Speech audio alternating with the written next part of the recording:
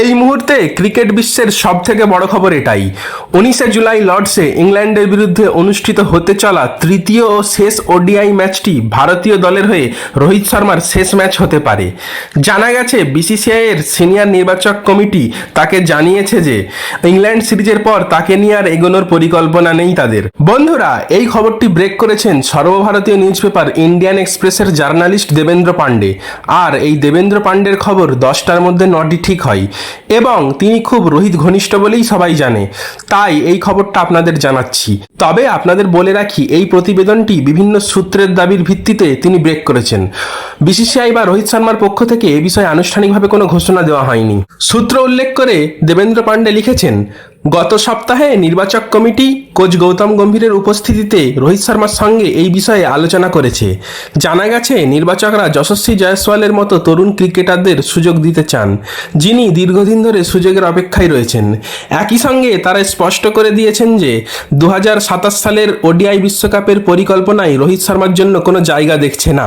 তিনি লিখেছেন, ভারতীয় ক্রিকেট বোর্ডের একটি সূত্র জানিয়েছে নির্বাচকরা রোহিতকে জানিয়ে দিয়েছেন যে ইংল্যান্ড সফরের পর তাদের ভবিষ্যৎ পরিকল্পনায় তিনি নেই এবং এই সিরিজের পর তাকে নিয়ে আর এগোবে না বোর্ড।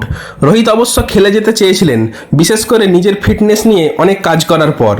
এখন সিদ্ধান্ত সম্পূর্ণ রোহিতের উপর ছেড়ে দেওয়া হয়েছে। আরও জানা গেছে ইংল্যান্ড সিরিজ চলাকালীন রোহিত বিসিসিআই এর কয়েকজন কর্মকর্তার সঙ্গে এই বিষয়টি নিয়ে কথা বলেন এবং নির্বাচকদের এই সিদ্ধান্তে তিনি সন্তুষ্ট ছিলেন না। উল্লেখ্য, 2024 সালের 29শে জুন ভারতকে টি-20 বিশ্বকাপ জেতানোর কয়েক ঘন্টার মধ্যেই তিনি টি-20 আন্তর্জাতিক ক্রিকেট থেকে অবসর ঘোষণা করেছিলেন। পরে রোহিত 2025 সালের 7ই মে ইংল্যান্ড সফরের আগে ইনস্টাগ্রামে একটি পোস্ট করে টেস্ট ক্রিকেট থেকে অবসরের ঘোষণা দেন। গত বছর নির্বাচক কমিটি রোহিত শর্মাকে একদিনের দলের অধিনায়কের পদ থেকে সরিয়ে শুভমান গিলকে নতুন অধিনায়ক হিসেবে দায়িত্ব দেয়। জানা গেছে টিম ম্যানেজমেন্টের সঙ্গে আলোচনা করেই নির্বাচকরা ভারতীয় ক্রিকেটের ভবিষ্যতের কথা মাথায় রেখে তরুণদের বেশি সুযোগ দিতে আগ্রহী। একদিনের ক্রিকেটে অধিনায়ক হিসেবে রোহিত শর্মার অন্যতম বড় সাফল্য ছিল 2023 সালের ওডিআই বিশ্বকাপে ভারতকে ফাইনালে তোলা।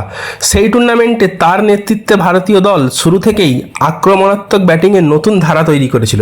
পরের বছর একই আক্রমণাত্মক মানসিকতা বজায় রেখেই তার নেতৃত্বে ভারত 2024 টি-20 বিশ্বকাপ জয় করে। তবে সাম্প্রতিক কয়েকটি ম্যাচে রোহিতের ব্যাট কথা বলতে পারেনি, তিনি ব্যাট হাতে সফল হননি।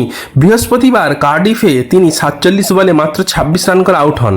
দর্শক, ভারতীয় ক্রিকেটের হিটম্যানকে নিয়ে এই রিপোর্ট জানার পর আপনার প্রথম প্রতিক্রিয়া ঠিক কি আমাদের কমেন্ট বক্সে জানাতে পারেন।